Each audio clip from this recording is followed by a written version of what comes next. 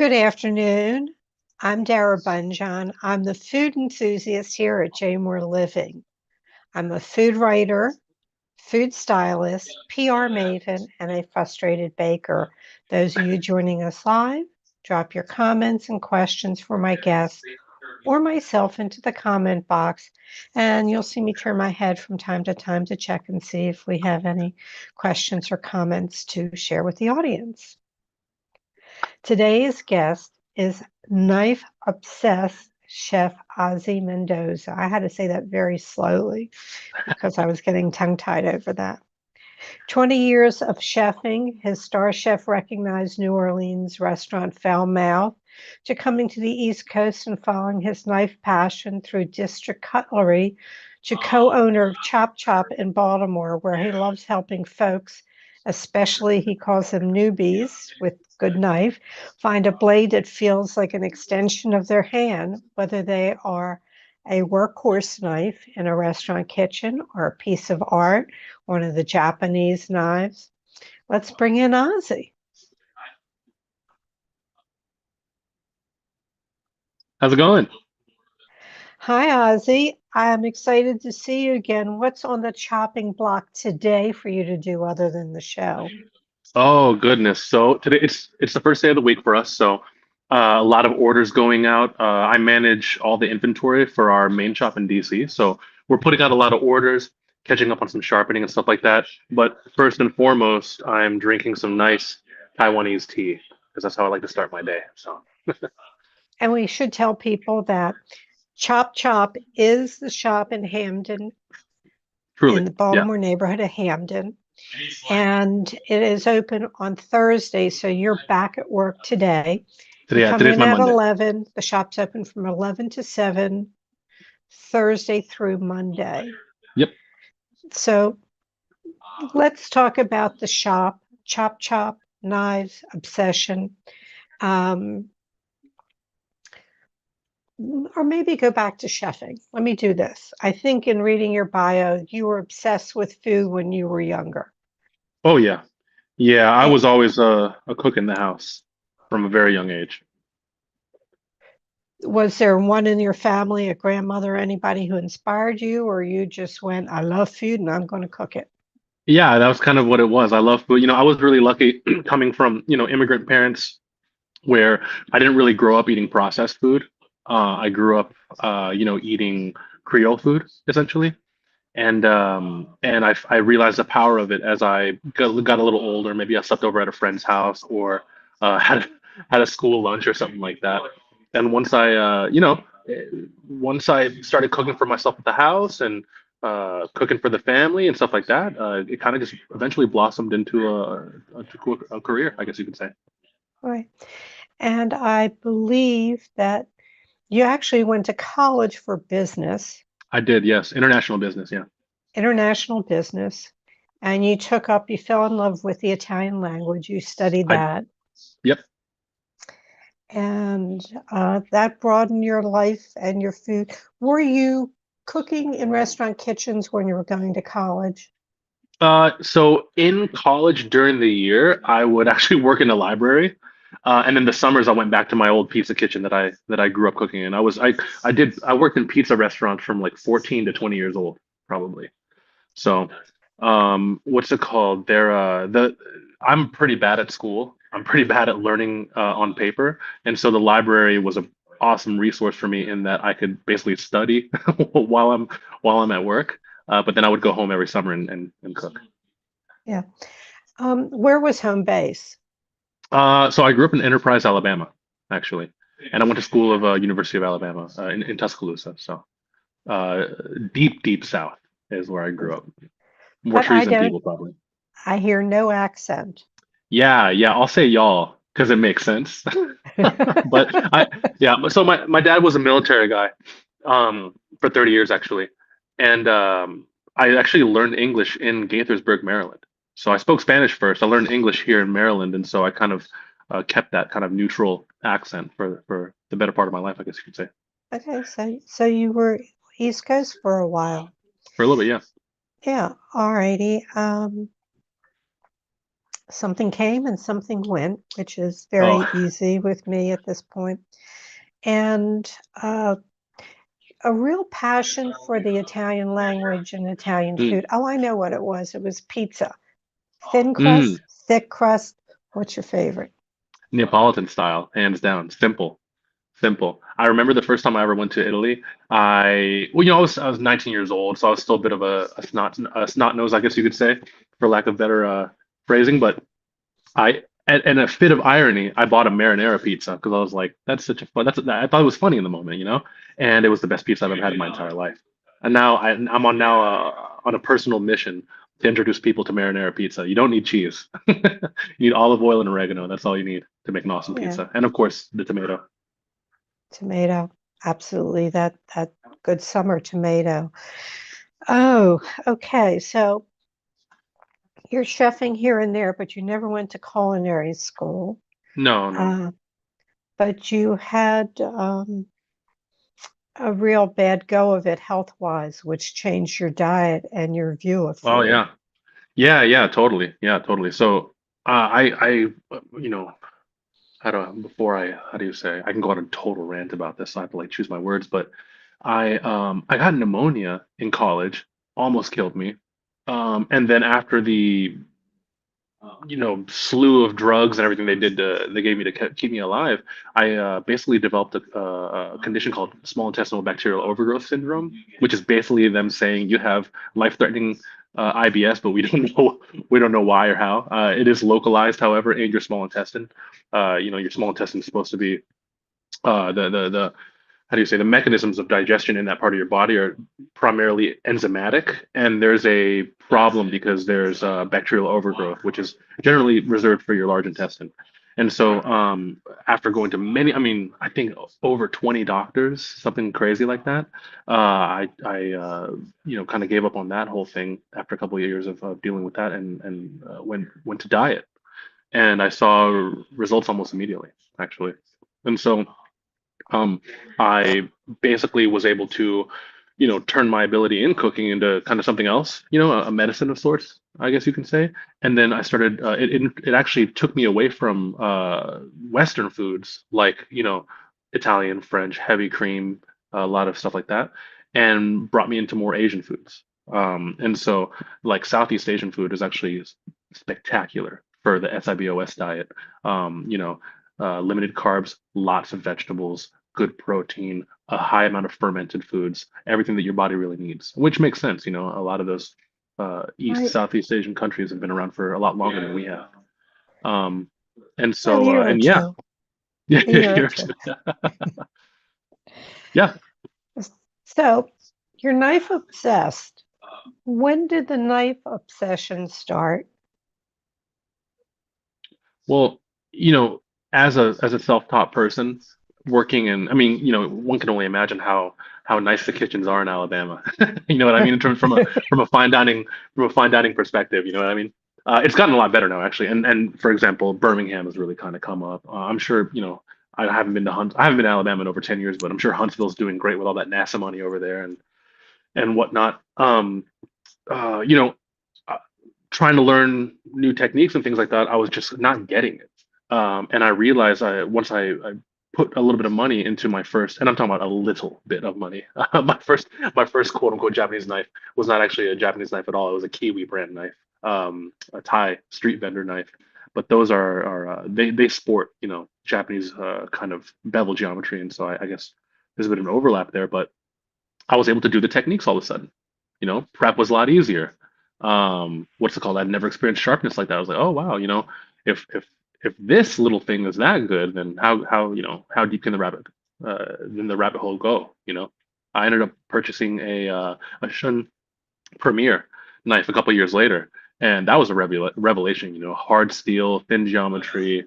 What's it called? The work was doing the knife for you, and yeah, I mean, I ultimately to kind of, and I'm surprised that you brought up the hospitalization thing because a lot of folks don't know about that. But it's funny because eventually those two worlds would kind of come together.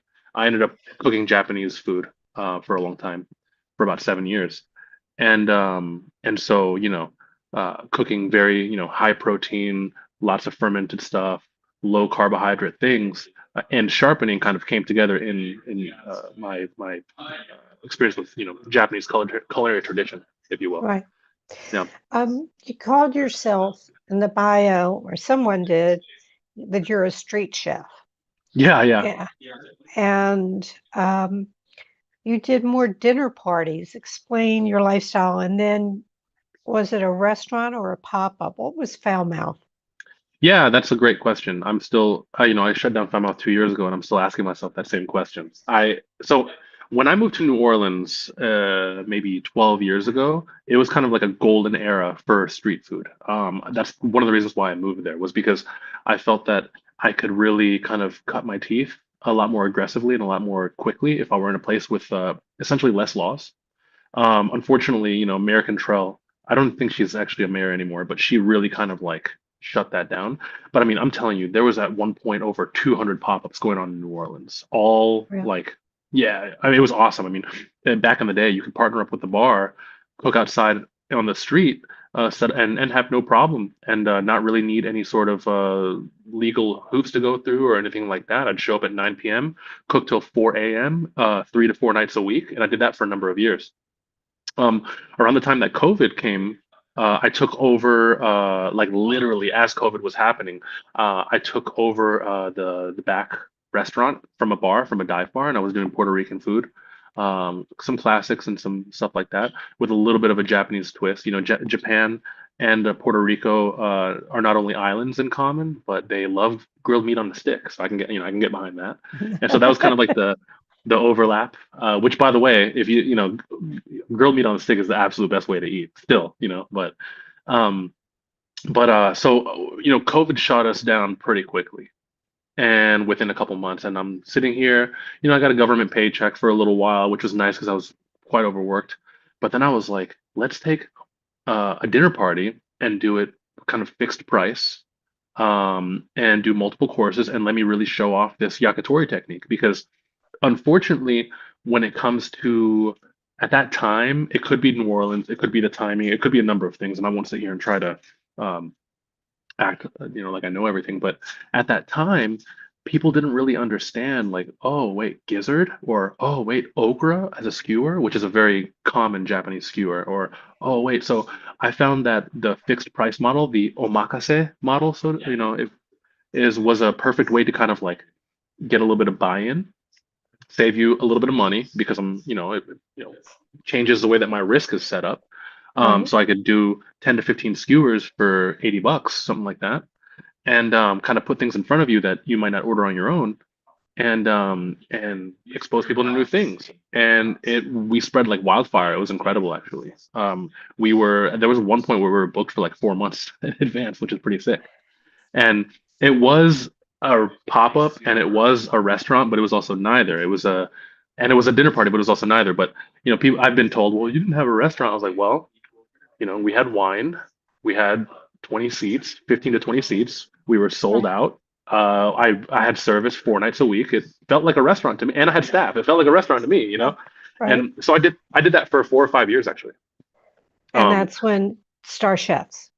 that's around that time. Yeah, when Yeah. Starships, around the tail end of it.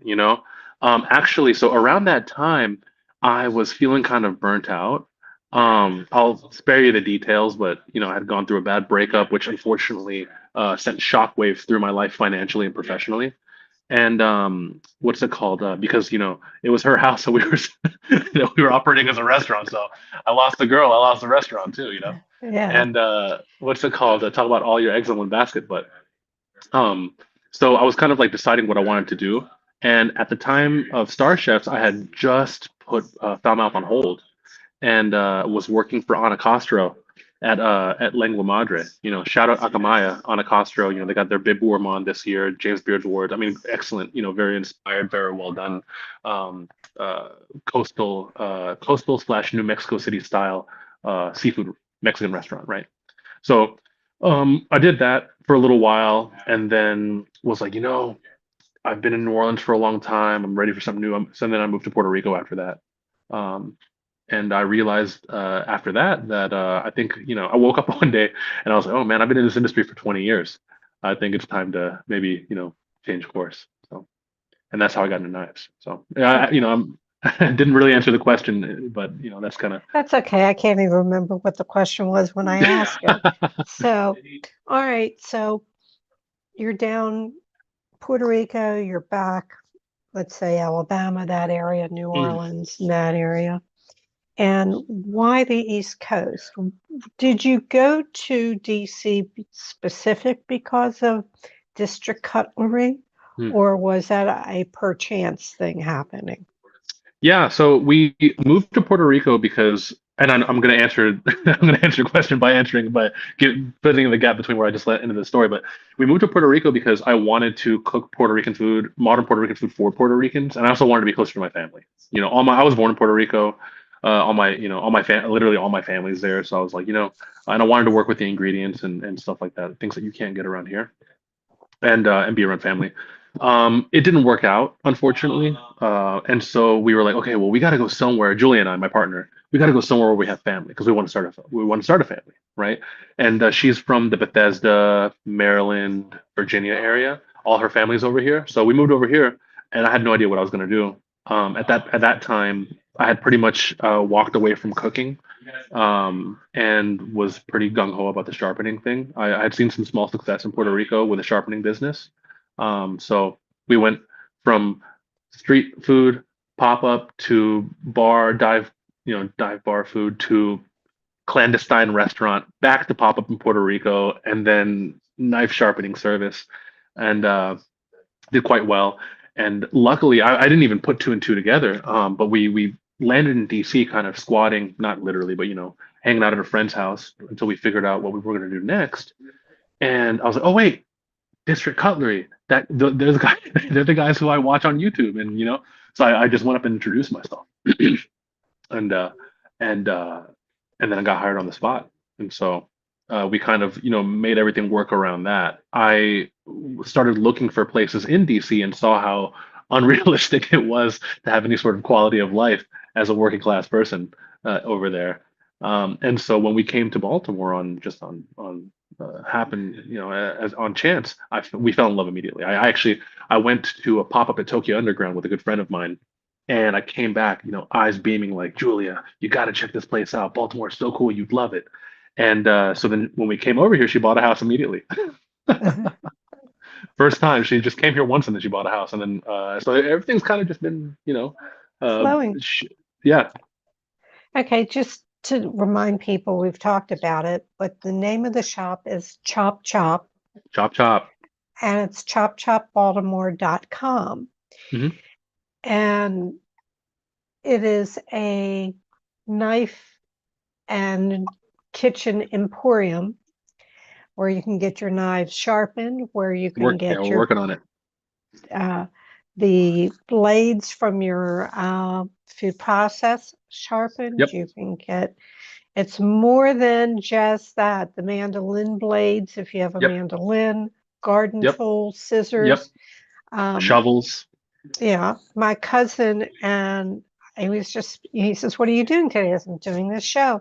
And he says, "Do they sharpen medical scissors?" I said, "I would ask." So, Yeah, we'll just have to take a look at them. If they come apart, then we can probably sharpen them. okay. So All yeah, right. So that, I've sharpened cast cutting scissors before. No problem. okay. All right. So let's start talking knives. Sure. Um, we've seen these Ginsu knives on TV that can cut through Hmm. cans and things like that. Eh. Um, all right. So knives, stainless steel, carbon steel, ceramic. Hmm. Um, if somebody, a layperson, it's starting to cook, was going out, what type of knives should they look for? Well, so the beauty and the frustration about Japanese knives is that there's no regulation, right? The beauty being that, we maintain active relationships with all of our makers. The frustration being that there are counterfeits, there are cheap knockoffs, there are, and I can kind of, I don't want to disparage anybody or anything, but there are kind of things that you want to look out for. You do want a reputable brand. The Genshu brand ones, they're just low quality steel, not made to be maintained. what's it called, over the course of its life. It's more of a use until it goes dull and throw away type product. So my suggestion would be to shop through a reputable retailer like us. You know, there's only a few of us, maybe less than 10 reputable retailers, maybe a couple more, but there's only a handful of reputable retailers in the United States. And to go with someone that you can essentially like be educated and how do you say educated by and have a ongoing conversation with. I try to get people excited, but also empower them to make get something that's good for them. You have no idea how many times I talk people out of the big shiny thing because they simply won't use it, or they simply won't be able to maintain it, and it's gonna end up giving them long-term frustration, and I don't want to be associated with that frustration, to be quite frank. And Right. so you want to look for something as a first time buyer. You want to look for something that is what's it called, a good brand name, like I mentioned. I would say stainless steel. I always tell people you want a tool and not a chore. Stainless. Now, Japanese stainless steel does have a higher carbon content than Western European French counterparts, and so it can oxidize rust, surface rust, if, like, for example, thrown in the dishwasher and left there for a day or two, or put into the sink in a, how do you say, like in a bain with water or something like that to soak. So a lot of what we do over here is kind of not just show people what works for them, but how to take care of it. And if for whatever reason things go awry, we can repair it for you as well. So, Okay. Well, you said the number one thing you shouldn't, you said something that is the number one thing you should do, not do. Never put your knives in the dishwasher. no, no. Always hand wash them. Do not. If anybody, if you're putting in the dishwasher, shame on you. You're going to Yeah, ruin the edge. yep. Hand wash and dry only. Right. Mine air dry, but mine are all mine are more German than the Japanese. Yep. And we've talked about that, folks. I have two knife blocks. What's the best way to store knives? I think that with the German knives that have a relatively lower carbon content, knife blocks are totally fine. Um, Being in a moist environment, it's not quite Puerto Rico up here, but it isn't, New It's Mexico humid. either. Yeah, yeah. For it feels dry to me, but it is humid. But what's it called? A knife block the magnetic knife boards, I think are the best way. That's how I at home store my knives. I have certain knives that are very high carbon content. They might be ironclad, which is extremely reactive, and they might be very, very, very thin, which are a bit more delicate. They're high performance, but they can be a little bit more delicate. If you have a knife like that, a laser, so to speak, I would suggest keeping it in a knife roll or in the box in a drawer. So I have Okay. one knife that I keep in the box in the drawer, and the rest are on the wall. It was interesting. When I'm going through Facebook or Instagram, reels pop up and you go, Mhm. why? Well, of course, it's Eric Repair from La Ah, Bernardine, and he's yes, big opened fan of up him. his knife kit. Mm, And he said the box was made specifically for him. But because he deals with fish, he had so many different knives that were flexible. mm. But I think if anybody's looking to, I want to get some good knives, the workhorses are a paring knife, Hmm. a serrated knife, a chef's knife, and or a santuco. Yeah, I would say, I mean, you could pare that down even further into just like a petty and a chef's knife. The santoku is great, especially if you cook a lot, or if you have somebody helping you in the kitchen, something that they can kind of chop with while you do the rest of the work. But really, you can narrow it down to just a petty slash paring and a chef's knife. If you eat a lot of bread, I'd suggest getting a bread knife as well. I don't eat bread, so Well, not very I often at find the least. bread knife does the tomatoes pretty good too. True, But you're for saying the sure. santuco. Yeah, bread knife does the tomatoes just fine. Or if my chef's knife is sharpened, Mm. which is part of this conversation, I can slice through a tomato. Yeah, exactly. if people have knives at home, how, the home cook and average usage, would you say they should get it sharpened twice a year, 4 times a year? What do you Ye- say? That's that's a terrific question. It really, average usage, you're probably cooking 2 to 3 times a week, maybe 4 times a week. I cook 7 nights a week, so, but I would say probably 2 to 3 times a year.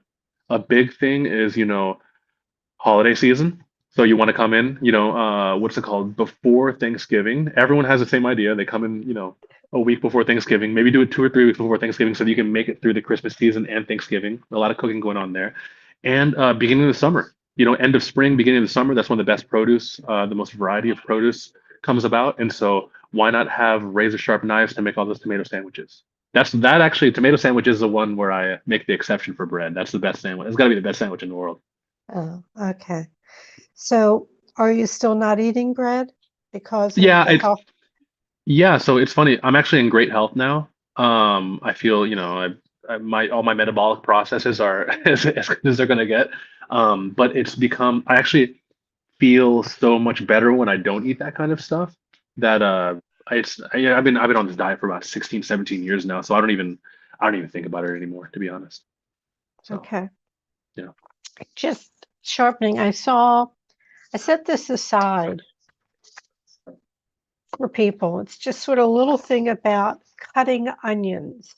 Hmm, And it was an article. It says to be specific, the study found that cutting onions very slowly with a very sharp knife releases fewer irritants into the air than fast cuts with a duller knife. A sharp knife cuts through the onion cleanly, while a dull blade increases the amount of crushing.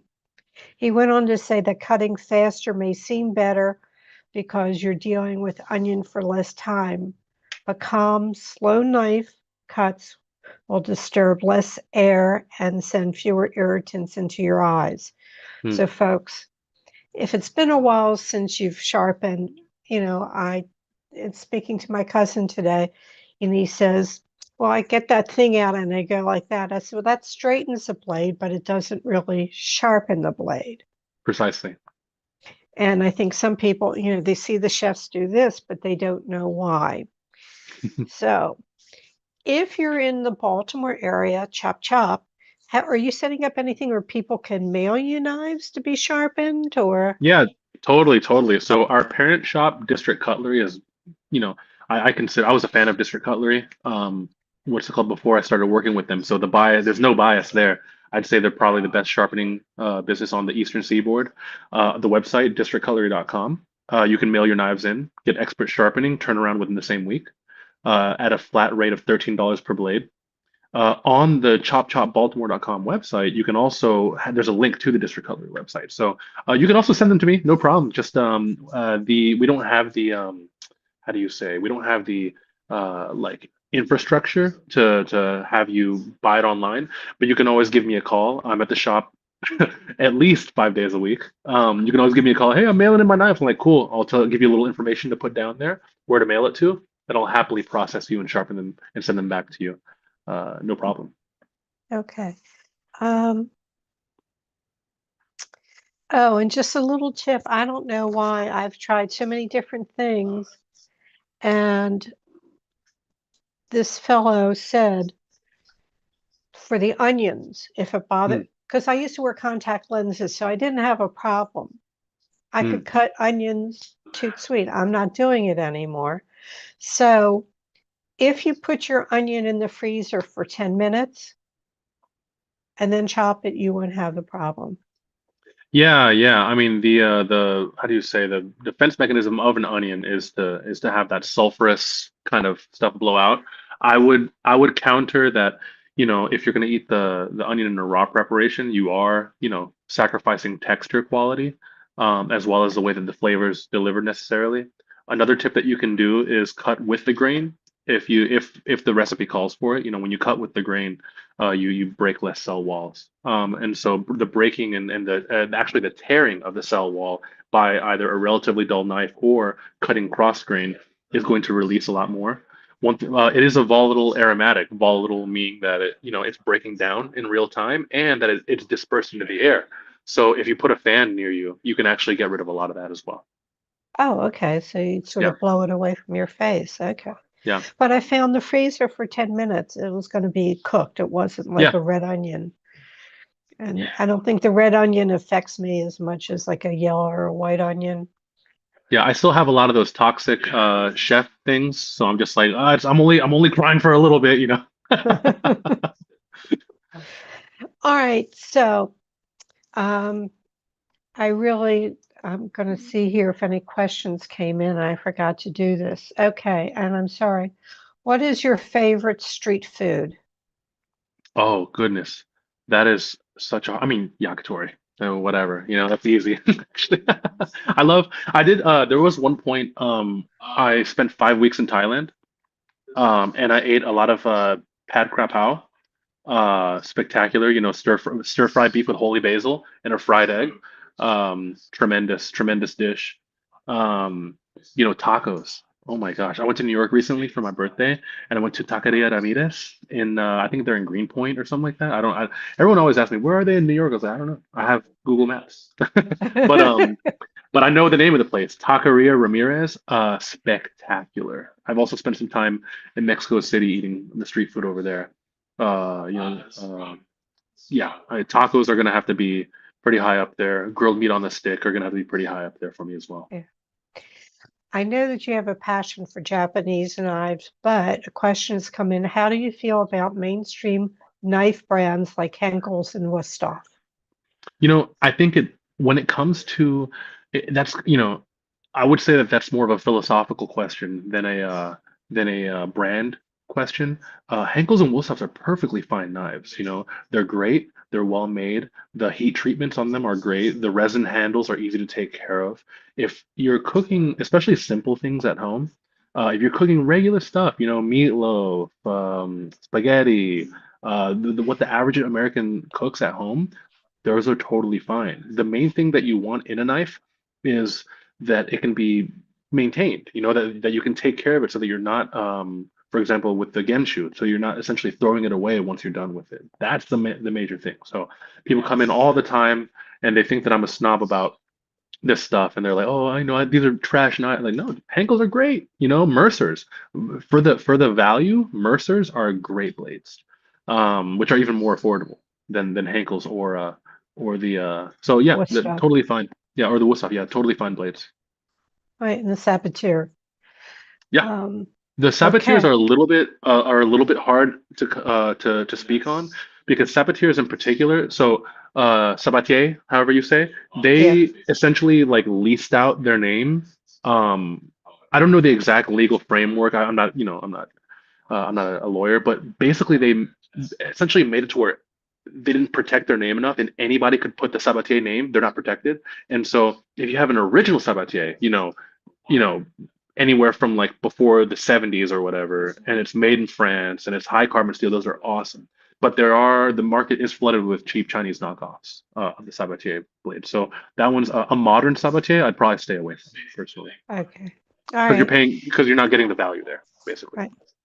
I have one of these as well as the person who writes in. I have a chef's choice sharpener, which Mm. is an electric sharpener, and they're just asking any thoughts.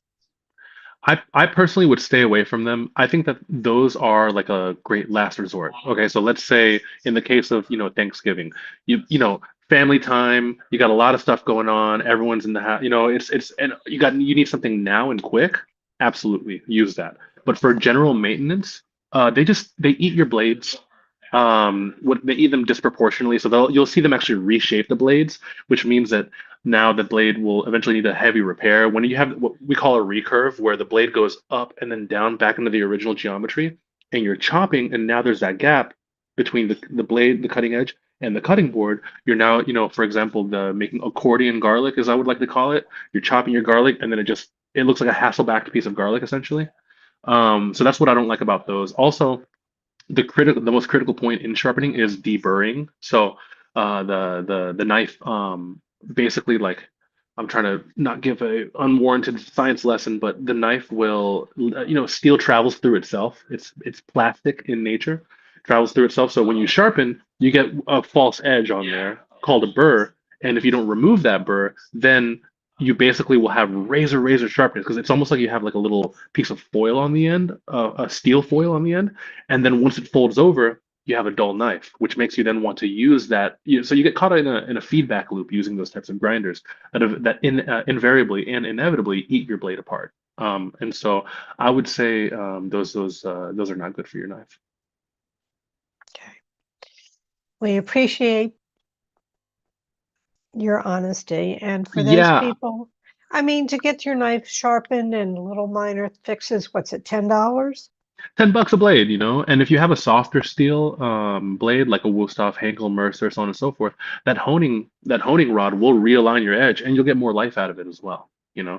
And so yeah, it's just it's there's no shortcuts with this stuff. So I try to I don't want to condemn anybody for how they treat their equipment at home, but I do try to answer with as informed opinion as I can. So Well, we appreciate it. And just remind people, chopchopbaltimore.com. It also links you to District Cutlery. I have to say these things very slowly. And Thursday through Monday here in Baltimore, and you can send your knives in. And Ozzie's going to be a dad real soon. yeah, yes indeed. Eh, yeah. When's she due? When's your wife due? July 18th. Okay. If you're in the Baltimore area, do stop in. They have wonderful items available for sale that have blades. So it isn't just the Japanese knives, there's much more. Ozzie is a joy to talk to. You Thank can you. talk food, come in, consider it. I'm in Hampden. I've already put that extra dime into the meter. I'm going to go in and hang out with Ozzie. Yeah, yeah. And I was gonna say, I've had I want, now that I'm no longer cooking professionally, I still want great results at home. And so my aim to this for this shop is to, I consider myself a foodie now, or a prosumer is what I prefer to be referred to as. If you want good tools that are gonna last, that can be maintained, if you have questions about cooking techniques or anything, if there's any way that I can help you, please. I love talking about food. I didn't quit cooking because I don't like it. Actually, I quit cooking because I love cooking and I want to cook just to cook. Right. And so yeah, I had the lucky pleasure of helping somebody else out with their pig trotters recently. Oh, Um, okay, great. yeah, yeah. Um, when I was there the last time, you were speaking to someone, you can work with people who are left-handed on their knives. Am I correct? Yes, totally. Yeah. Some folks request that we do a bias on their knife. Not every knife can handle it. The geometry won't stand up to it. And the one line that I draw is that I won't do work that will not benefit you. So, oftentimes the thinness of these styles of blades are enough to make them ambidextrous. But if you are a sushi chef, for example, and you do have a knife that is chisel ground for with a left-handed orientation, be it a deba, yanagiba, usuba, what have you, we can hand grind those no problem. Okay, great. All right, you come to my questionnaire at the end of the show. Sure. Okay. What was your ultimate culinary fail? Ultimate culinary fail. Like in what sense? Like professionally or dish-wise or Whatever. I I Whether you tried to were do 5 years old or you're 27. oh What's yeah, oh my gosh. When I was learning how to cook, my favorite dish when I was really young, one of them was roasted chicken on a bed of potatoes. It was like my uh-huh. favorite thing to make when I was like 9 years old. And I undercooked it one time when my mom wasn't home, and I ate it, and I was sick for like 2 weeks after that. That was pretty that was pretty rough. I That remember might that. be what the start was for the other thing. You never Yeah, know. yeah. All right. Two must that must be in the refrigerator. Two musts. Oh goodness. Garlic and a bottle of wine. Okay. Um, What's the best bite you've had all week? Best bite that I've had all week. Well, this is where I have to toot my own horn because I'm only cooking at home right now. We're saving, we're saving all the money. But I made some really rad spring rolls, some Vietnamese spring rolls, with the help of Julia. She made the peanut sauce, and I made the filling, and they were great. I've been making a lot of, I made some like quick pickled carrots, lemongrass. It was usually with beef, but I did the lemongrass pork on this one, with the fresh rolls and everything. It was bomb. It's really good. Yeah. The funny thing is on Vietnamese, I'm just not a fan of peanut sauce, so I like using Ah, the num pla, oh yeah, yeah, yeah, instead. That's totally. just my thing. Okay. If you could go back and give your 18-year-old self a piece of advice, what would it be? Oof. I'm really happy with the way things shook out, but start working out. Cooking professionally is so much more physically uh demanding Demanding. than I Yeah. think people realize. Start working out. Unfortunately, I have very weak wrists now. Both my wrists are, I can't flip risotto or anything like that. I can't do anything like that anymore. My hands are pretty torn up now.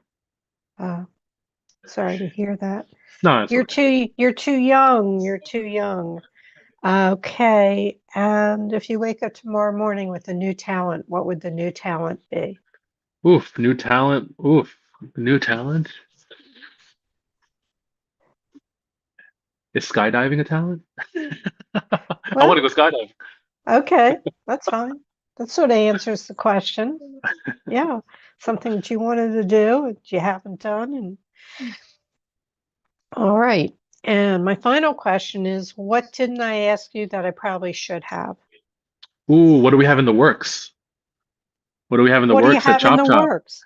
Yeah, yeah. So we're working. So we're bringing a lot of. We're working on bringing a lot more inventory in. Again, stainless ply pans, some more merch, a new pinball machine, um, and not just a slew of other products. The cool thing about this is that this is going to be maybe even some zojirushi rice makers. If you're not making your rice at home with a zojirushi, you're missing out. They're a dream to use. I love them. Um, and so, um, you know, stay tuned. Come check us out. We're hoping to have a grand opening party, maybe in March or April. And we'll be posting that on our socials at chop_Baltimore. If you're lucky, I brew a lot of sake at home. So if the time's right and we're having a good time, I might have some bottles of my homemade sake in the basement. I just did the final edition, rice edition, on a batch last night, which will make it harvest ready in about 17 days, give or take. And so I'm always experimenting. Don't hesitate to come in and ask me what I'm making because I'm always fermenting hot sauces. I got some fermented pickle. I'm doing a lot of fermentation at home. Misos, pickles, alcohol. I'm always fermenting something. So Well, it's good check for us out. your gut bio, right? And Right. for your palate, it's hard to once every part of your tongue is hit, it's hard to go back. Um, Pinball machine. So you're going to have two. It's just there for people to come in and Oh, play. yeah, yeah, we're going to switch out the other one. We're working on a little more theme appropriate, perhaps an Ultraman or a Pokemon pinball machine. But it's always on free play. We get young folks, or I'm sorry, rather young families coming in, and their little kids. They're running around. It's a great way to keep the kids busy while we talk knives and food. Or there's a lot of pinball nerds out here. And so if you're a pinball community, a league player, we're always here, and it's always on free play. You can always come get a couple reps. You just have to listen to my music. That's the only that's and I think I have My some pretty shop, good my music in there. music. Exactly, exactly. Ozzy, it's always a joy to talk to you. And Likewise. yeah, we have a lot of fun. And other people feel the same way. John Colson says, you got to meet Ozzy, blah, blah, blah, blah. So, everyone, you got the information. It is chopchopbaltimore.com, and that leads you to everything else. And I thank you so much. And I'll be seeing you down in Hampden, Horn. Yes, indeed. We'll see you soon. All right, I got a couple announcements and then it's a wrap. Thank you, Ozzie. All right. Next week's guest will be Corby Coomer, the Executive Director of Food and Society at the Aspen Institute, a senior lecturer at the Tufts Friedman School of Nutritional Science, and the senior editor of The Atlantic, for which he was a longtime food columnist and originated a vertical on food sustainability, policy, and food justice. He is the author of The Joy of Coffee and The Pleasures of Slow Food, the first book in English on slow food movement.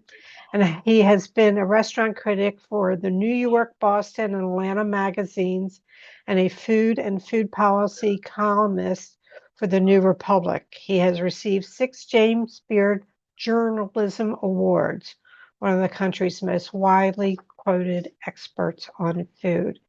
Corby will be our guest next week.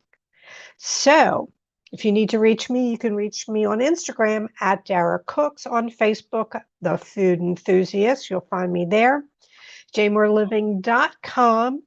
You can go to the menu under food in the drop down and you'll find The Food Enthusiast, and all 271 shows are there for review and enjoyment. So feel free to go in and you'll have an opportunity to sign up for a bi-monthly food newsletter. All our shows are immediately archived in video form on J More Living's Facebook page, jmoreliving.com, and YouTube. We truly appreciate it when you share our show with friends and family. Feel free to go back in our archives and enjoy past shows. May your plates always, always be full.